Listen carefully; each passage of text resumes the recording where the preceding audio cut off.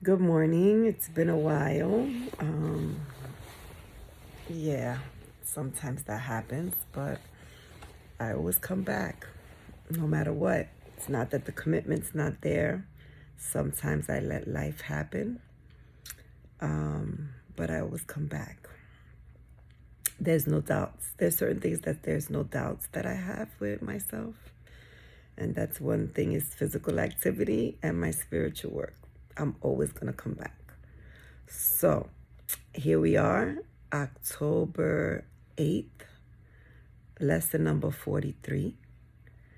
God is my source, October 8th, 2022. A Course in Miracles, lesson 43. God is my source. I cannot see apart from Him. Perception is not an attribute of God. His is the realm of knowledge. Yet He has created the Holy Spirit as the mediator between perception and knowledge. Without this link with God, perception would have replaced knowledge forever in your mind. With this link with God, the Holy Spirit, perception will become so changed and purified that it will lead to knowledge. That is its function as the Holy Spirit sees it. Therefore, that is its function in truth. Okay? In God, you cannot see. Perception has no function in God and does not exist. God only knows truth. God don't know nothing about perception. Okay. Yet in salvation, which is the undoing of what never was, perception has a mighty purpose.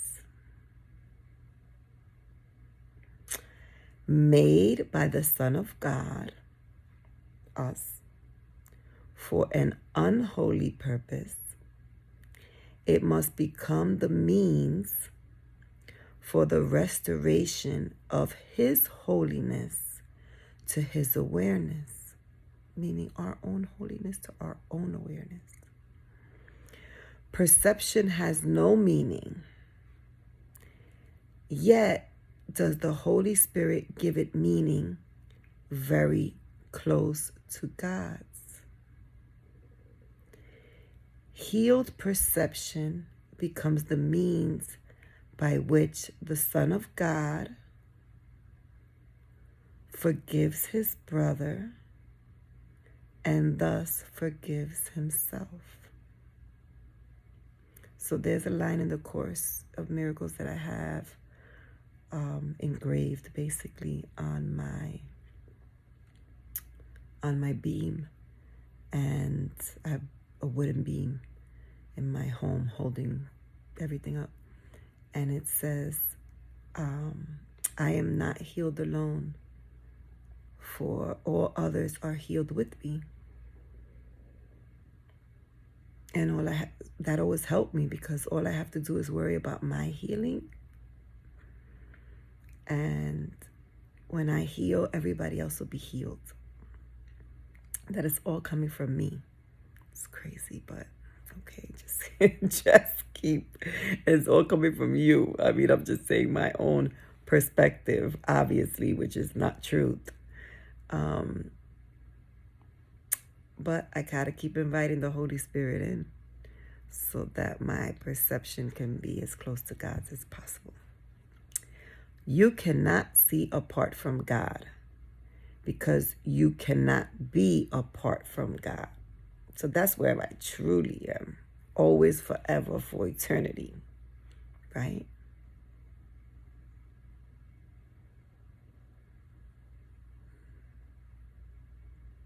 And that brings me, like, when I think like that, that really brings me, like, the peace of God.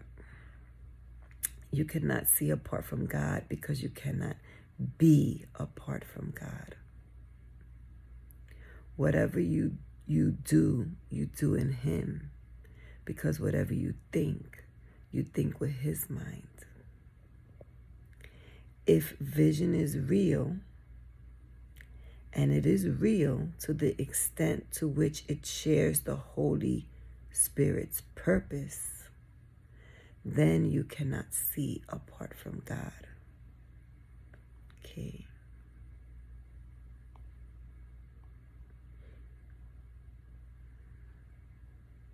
The Holy Spirit's purpose is to bring my perception aligned with God's thinking. That's His job, her job. Okay. 3 5-minute practice periods are required today. One as early and one as late as possible in the day.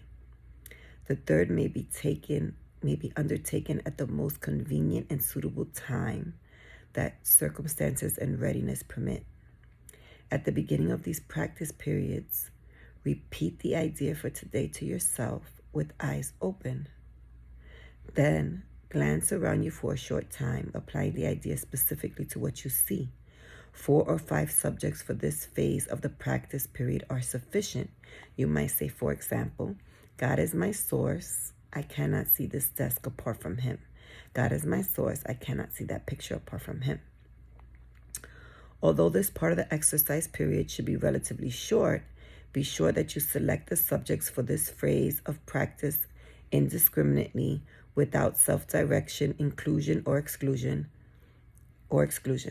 For the second and longer phase, close your eyes, repeat today's idea again, and then let whatever relevant thoughts occur to you add to the idea in your own personal way. Thoughts such as, I see through the eyes of forgiveness. I see the world as blessed. The world can show me myself. I see my own thoughts, which are like God's. That's beautiful. Any thought related more or less directly to today's idea is suitable. The thoughts need not bear any obvious relationship to the idea, but they should not be in opposition to it. If you find your mind wandering, if you begin to be aware of thoughts which are clearly out of accord with today's idea, or if you seem to be unable to think of anything, open your eyes, repeat the first phrase of the exercise period, and then attempt the second phase again. Okay. Do not allow any protracted period to occur in which you become preoccupied with irrelevant thoughts.